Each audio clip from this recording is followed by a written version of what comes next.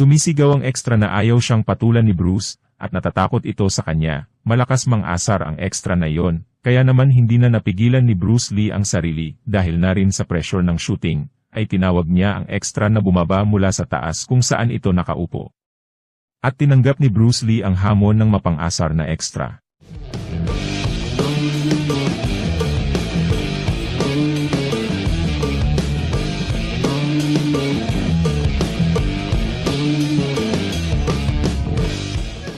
According naman sa kwento ng asawa ni Bruce Lee na si Linda Lee.